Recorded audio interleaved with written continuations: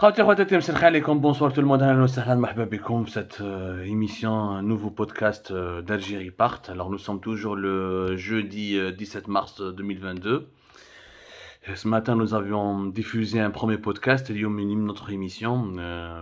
Toujours on essaie de faire court pour permettre à tout le monde de bien voir, de bien regarder, de bien assimiler le message, de bien comprendre des informations, parce que souvent on nous reproche d'être trop lent, d'être trop dans les d'avoir un format un peu long. Maintenant on fait de notre mieux pour que tout le monde puisse assimiler réellement l'information et ce qui peut se cacher éventuellement derrière les faits, parce qu'il y a les faits, il y a aussi ce que les faits peuvent révéler, ce que les faits peuvent cacher, et les analyses et les décryptages qu'on doit vous faire pour que vous puissiez vous forger votre propre opinion.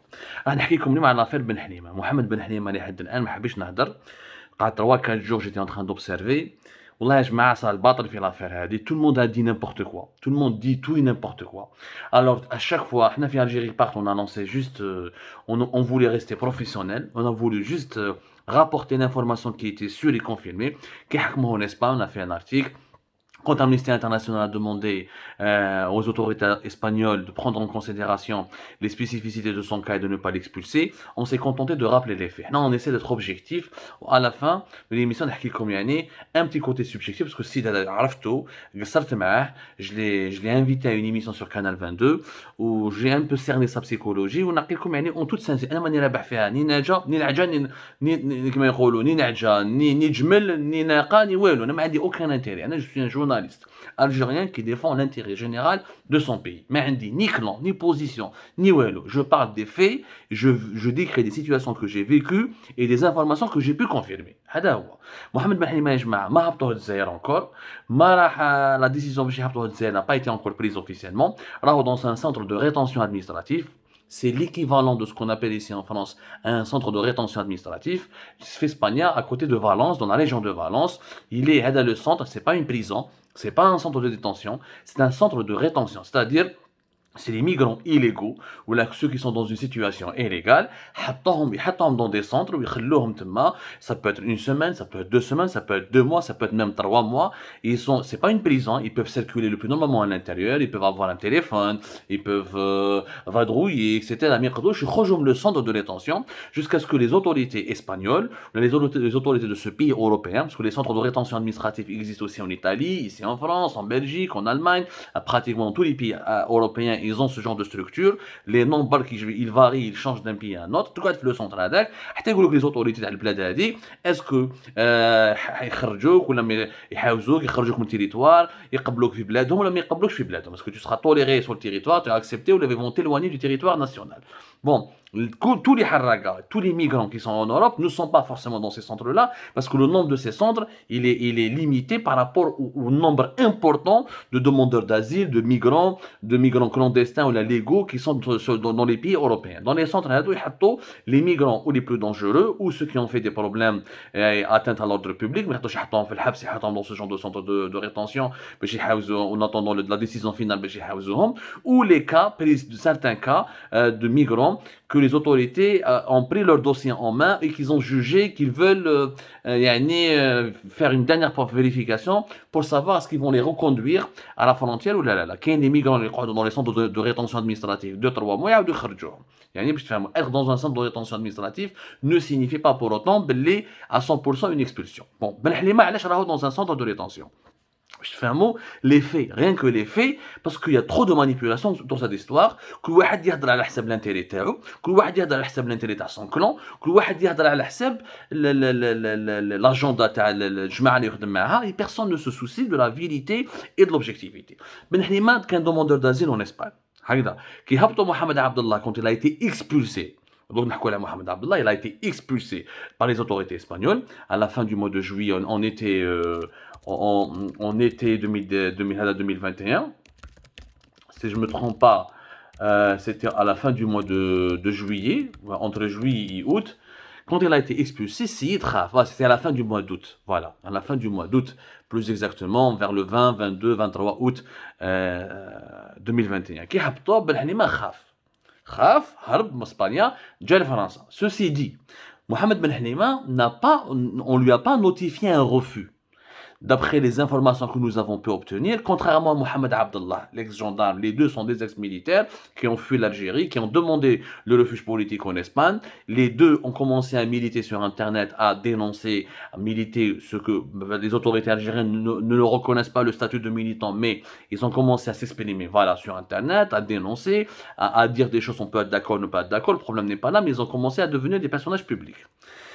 Mohamed Ben Halima, contrairement à Mohamed Abdallah, on ne lui a pas notifié un refus. Les autorités espagnoles, ما قالولوش, on n'accepte pas. Ben Halima هو اللي كان يحكي باللي على حسابه les enquêteurs espagnols سقساوه عليه وكانوا يحوسوا عليه etc etc etc. Ceci dit, du côté espagnol, il n'y a pas un document officiel qui dit que il y a un refus définitif de Mohamed Ben Halima et que Mohamed Ben Halima ne doit pas rester sur le territoire espagnol. Il n'y a pas eu de document officiel. Alors que Mohamed Abdallah plutôt, Ben Abdallah, Ben Abdallah, c'est un nom d'affaires qui est en prison en Algérie. À chaque fois, je fais la confusion alors que les deux personnes n'ont absolument rien à voir. Mohamed Abdallah a reçu un refus. Les autorités espagnoles ont refusé de lui délivrer le statut de réfugié politique. Ils lui ont dit non à sa demande d'asile. Il n'a pas fait de recours contre cette décision au bon moment. On va dire الله غالب خلاهم يعني داواه وما صرا وكاين خلفيات سياسيه في القضيه تاع محمد عبد الله. Parce que Mohamed Abdallah, il a été expulsé d'après les autorités espagnoles parce qu'il était proche d'une organisation. Et les autorités espagnoles ont repris le dossier de la justice algérienne. شافوا بلي كاين يقول لك بلي عنده علاقات مع رشاد ولا ما باليش, ils l'ont classé comme étant un individu dangereux, حوزه au-delà du fait qu'ils ont refusé de lui donner l'asile politique. Mohamed Ben Halima خاف جا لفرنسا. كي جا لفرنسا, il a demandé il a fait une deuxième demande d'asile politique auprès de l'OFPRA en France. On appelle ça l'OFPRA, l'Office des réfugiés, l'office qui gère les demandes de réfugiés, demandes d'asile en France. L'OFPRA, très connu en France, معروف يا جماعة, حكيت لكم عليه وانا شخصيا جزت عليه. نعطيكم les informations les plus voilà, l'Office français de protection des réfugiés. هذه هي الحكاية تاع بن حليمة. بن حليمة من بعد il a fui la France. Il a fui la France pour la deuxième fois consécutive. Enfin, la première fois, il a fui l'Espagne, Mbadeke, il a fui la France. Quand il a été arrêté par l'Espagne, il a été mis dans un centre de détention administrative parce que les autorités espagnoles estiment qu'il n'est pas stable, ou là, il est inquiétant, ou là, il est troublant. À deux fois, il fait une demande d'asile, il fuit. En France, il fait une demande d'asile. En France, il était assigné à résidence. Il était assigné à résidence, c'est-à-dire que chaque semaine, il devait aller signer dans un commissariat à Paris pour démontrer sa bonne foi auprès des autorités françaises et pour démontrer que c'est pas quelqu'un de dangereux. Bon, il y a des migrants, on a compte demandeurs d'asile en France.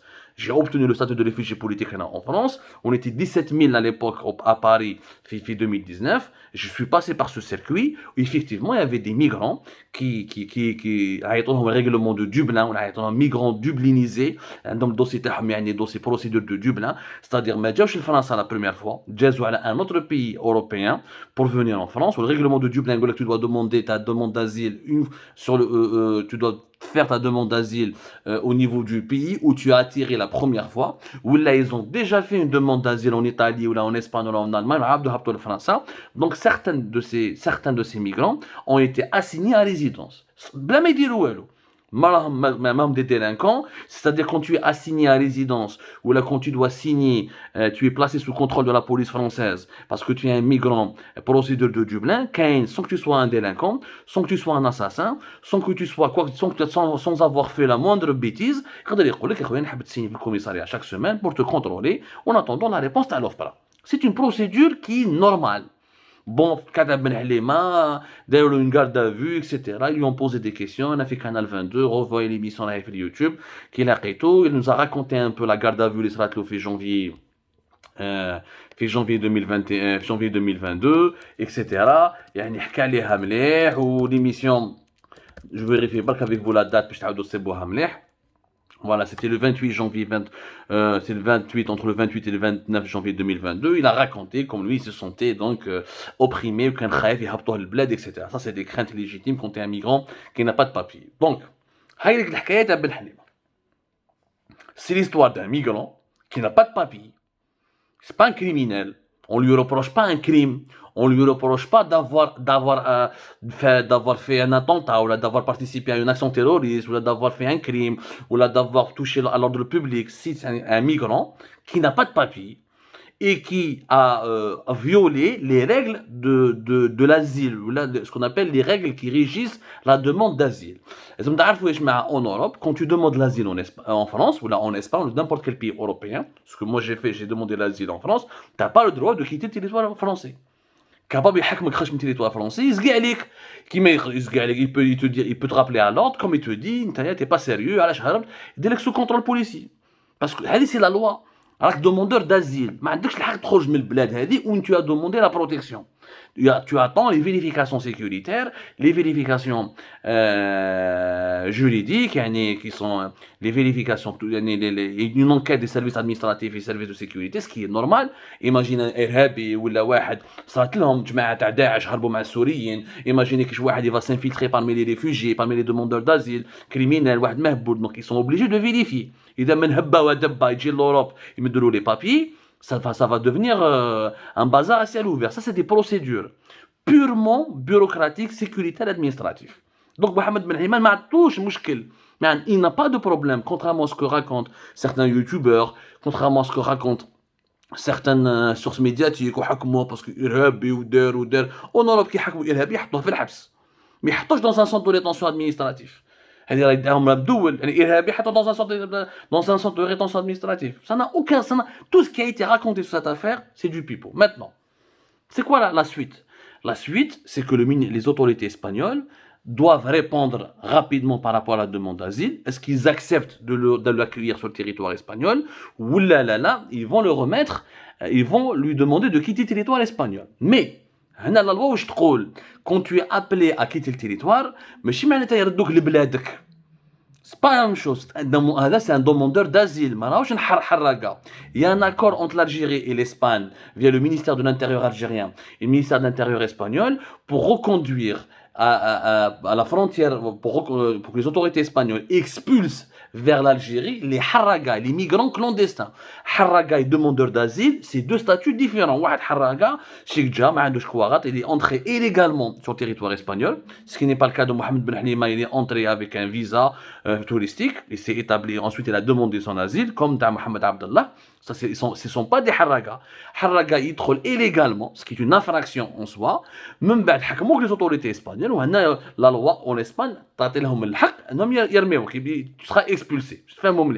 Si un demandeur d'asile il obtient un refus, il a le droit de faire un recours selon un temps bien précis, qui peut être d'un mois ou de 2 mois ou de 3 mois, chaque pays européen qui fait.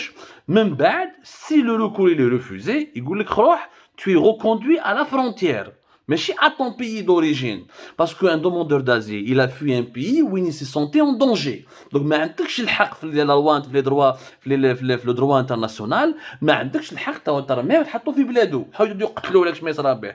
يا اخويا ما تقبلوش، عرفنا في لا فرونتير قال روح البرتغال، روح même si le règlement de Dublin, généralement, dans les faits, c'est pas appliqué, mais généralement, le règlement de Dublin, c'est un pays membre de ce règlement. C'est-à-dire l'Espagne, si elle te refuse, la France ne va pas t'accepter. Mais il y a des cas particuliers où si un pays te refuse et te reconduit à la frontière, tu vas aller dans un autre pays, tu peux redemander avec d'autres procédures judiciaires et administratives. C'est compliqué. Généralement, 100% ou la 90% des demandeurs d'asile qui ont été déboutés dans un pays européen ou la membre du règlement de Dublin, ils seront aussi déboutés dans un autre pays de la même communauté s'ils veulent relancer la procédure dans un autre pays.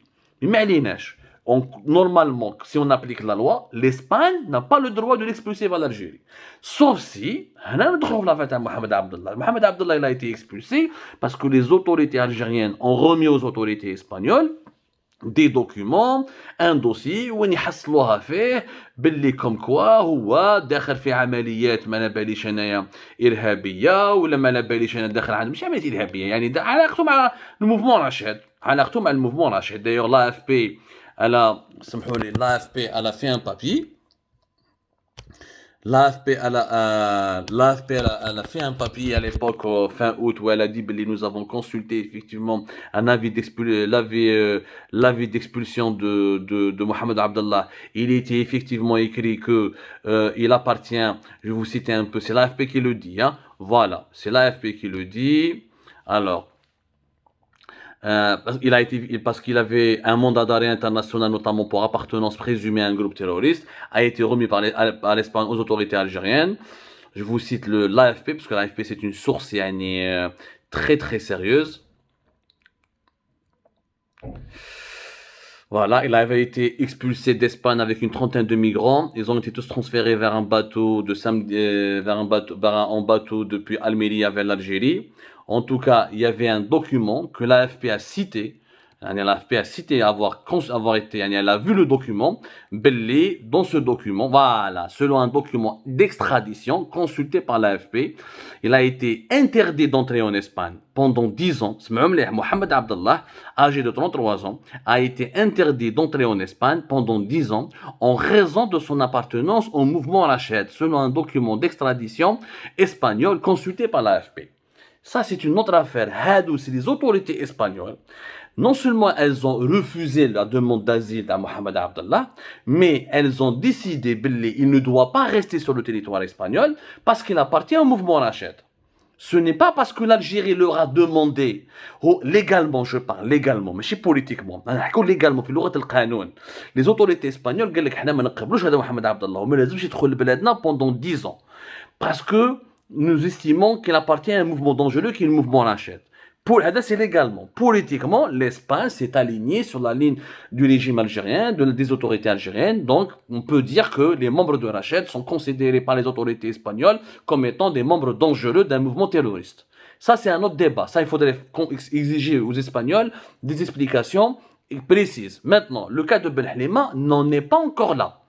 C'est-à-dire qu'il est possible que les autorités espagnoles ils vont refuser la demande d'asile Mohamed Ben Halima, même ils vont lui notifier le pourquoi du refus, même le recours, ils peuvent dire comme Mohamed Abdallah, pour noter un membre de mouvement Rached, et tu dois donc partir, et tu ne dois plus rester sur le territoire espagnol pendant 10 ans. هنا تولي حاجة واحدة أخرى، وهنايا ندخلوا في عملية سياسية وين l'Espagne, en tant qu'État européen, doit nous expliquer comment et pourquoi il considère le mouvement Rached au même titre que l'Algérie comme étant un mouvement terroriste ou là comme étant un mouvement dangereux. Parce que d'après l'AFP, le mouvement Rached, dans les documents espagnols, n'est pas qualifié de mouvement terroriste. Il est juste dit en raison de son appartenance au mouvement Rached. Mais comment il est considéré le mouvement Rached par la justice espagnole, Allahu A'lam.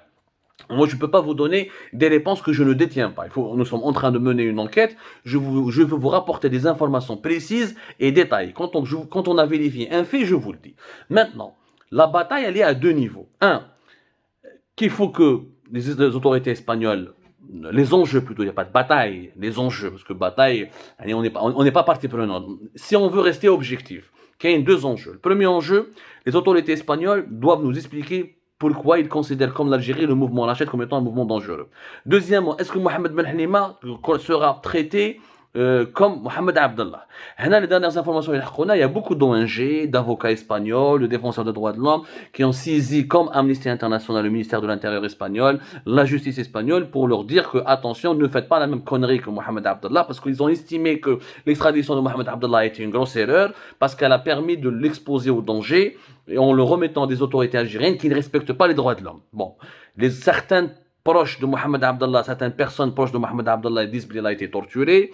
D'autres avocats sont partis le voir en prison, qui ne nous a pas fait des aveux, il a été torturé. Est-ce qu'il a été torturé ou là? ما نقدرش نقول لكم ونكذب عليكم إذا نقول لكم هذيك la version هي la vérité ou هي la vérité. Tout ce que je sais, c'est que le régime algérien, c'est pas la Suisse, c'est pas l'Italie, c'est pas la France, c'est pas l'Espagne. C'est un pays où malheureusement, notre pays, malheureusement, les droits de l'homme ne sont pas suffisamment respectés. Il peut y avoir des dérapages comme il peut ne pas y avoir de dérapages. Mais il y a un risque élevé d'être torturé, qu'on tué, ou d'être battu, ou d'être humilié, ou la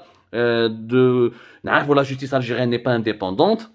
Le système algérien, il peut facilement empiéter ou la violer les droits civiques et les libertés fondamentales. Donc, le risque, il est là. C'est pour ça qu'Amnesty International, elle dit qu'il ne faut pas l'expulser.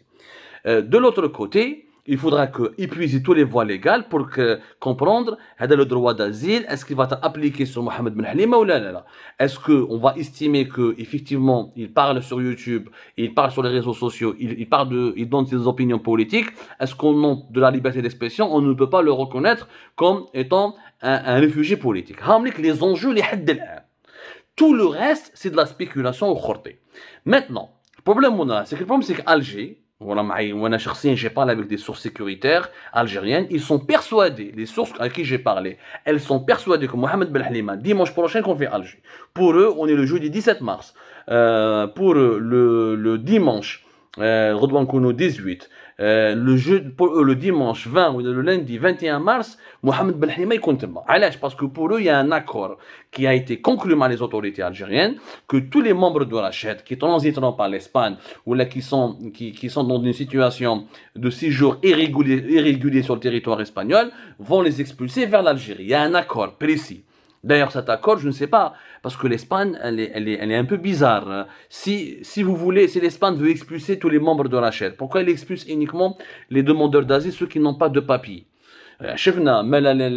Toute personne qui est membre de la Rached et qui a des papiers européens, une carte de séjour en France ou là en Suisse, si elle transite par l'Espagne, est-ce qu'elle va l'expulser, oui ou pas? La question se pose, juridiquement c'est un problème compliqué pour l'Espagne. L'Espagne doit vraiment nous fournir des explications claires, nettes et précises. Mais est-ce que tous les membres du mouvement de Rached ne sont pas les bienvenus en Espagne, oui ou non? Il faut que les autorités espagnoles l'assument. C'est l'Espagne, elle est souveraine. C'est l'Espagne, elle te dit, elle veut empêcher l'accès à son territoire pour le mouvement Rached. Elle n'a qu'à le dire, il faut l'assumer. Deuxièmement, la certitude des autorités algériennes signifie quoi? Signifie que l'Espagne a un alignement politique jusqu'à preuve du contraire.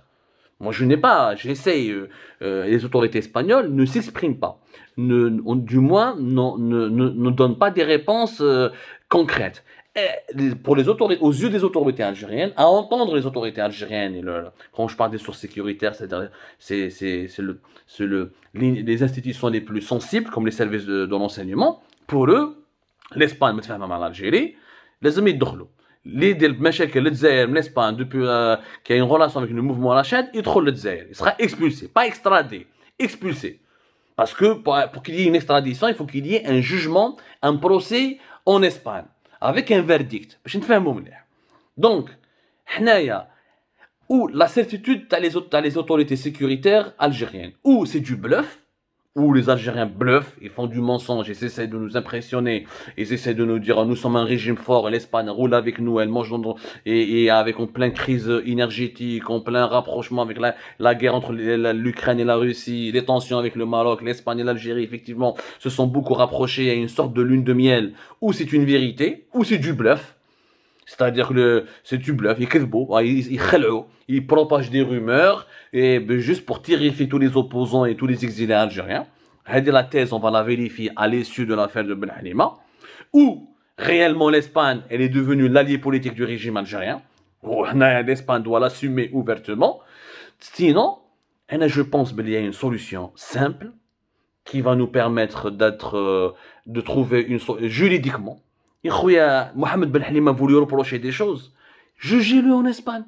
Que les autorités espagnoles, si elles ne veulent pas se compromettre, si elles ne veulent pas donner l'image que l'Espagne est devenue le complice du régime algérien.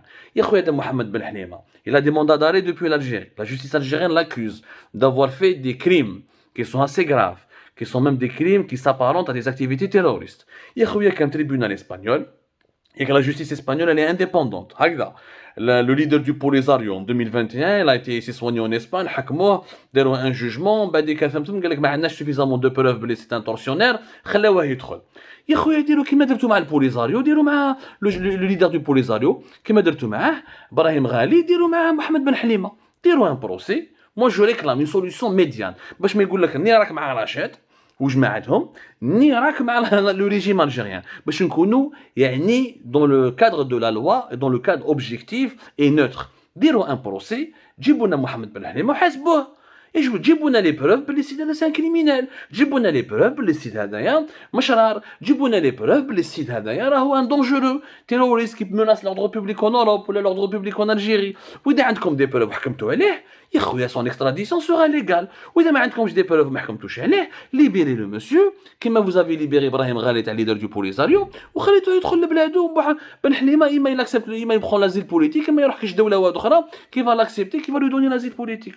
Il n'y a que cette solution qui est possible et qui va d'ailleurs être un cas d'école, ça va être une jurisprudence, ça sera un cas de jurisprudence pour tous les autres militants algériens qui n'ont pas encore de papier et qui militent, qui n'ont pas de statut légal et qui militent sur les réseaux sociaux contre le régime algérien. هكذا ça va dire اللي تحكموه حاسبوه غلط دوه الحبس ولا بعثوه للجزائر يا خويا ما غلطش اللي innocent اعطوا له حقه. Et c'est simple. Pour conclure, maintenant, ça c'est l'analyse factuelle, objective. Maintenant, l'analyse subjective. Je lui ai parlé au téléphone. Ou une émission de télévision. Comme sincèrement, mais jeune, إنسان بسيط. ما شفت منه إرهابي ولا شفت منه ما على باليش ولا ما شفت منه حتى حاجة الشر. جو دي لا فيريتي أنا طونك جورناليست ألجيريان أنا ما عندي رابح فيها ني ناقة ني جمل. Encore une fois, j'essaie d'être objectif. C'est vrai, il est en contact permanent avec Zetot, il ne le cache pas. C'est vrai qu'il a beaucoup d'affection pour Zetot de Rached. C'est vrai mais lui-même a nié sur Canal 22 son appartenance à Rached. Je parle à Abdou Semmar comme je parle à Zetot. Je parle à tout le monde comme je parle à Rached. Donc il a nié. Je ne sais pas s'il a une carte d'adhésion à Rached, ça je ne l'ai pas vu. Mais c'est un jeune. Il est un ancien militaire. Il veut lutter pour un autre Algérie meilleur. On peut ne pas être d'accord avec lui. J'ai souvent été pas d'accord avec lui. J'ai souvent été en désaccord avec lui sur certaines façons de faire et de certaines façons de militer. J'ai pas été content quand il a propagé certaines informations qui me semblaient fausses. Mais qu'on aime Ben Halima, ou là on ne l'aime pas. Il ne s'agit pas de l'aimer ou de ne pas l'aimer. Pourquoi le traquer à ce point, faire de lui un Malabelish, on dirait un Pablo Escobar, le transformer on dirait Osama Ben Laden ou un Malabelish. Pourquoi? علاش الشيء هذا كاع moi je comprends pas comment un ancien militaire peut inspirer autant de crainte ou d'angoisse ou d'inquiétude ou peut représenter autant une menace. Ça c'est une interrogation personnelle. Ce que moi j'ai pu vivre, ce que j'ai vécu en parlant avec ce monsieur que j'ai accueilli sur un plateau de télévision et je l'ai interrogé de la manière la plus neutre, la plus directe possible. La dernière chose, et je conclus, la principale leçon qu'il faut tirer de l'affaire Ben Halima, نقولها ونعاودها ونحضر عليها une émission tout à l'heure le soir pour insister beaucoup sur ce point parce que maintenant nous avons consommé le temps uniquement dans les explications et le décryptage légal de cette affaire.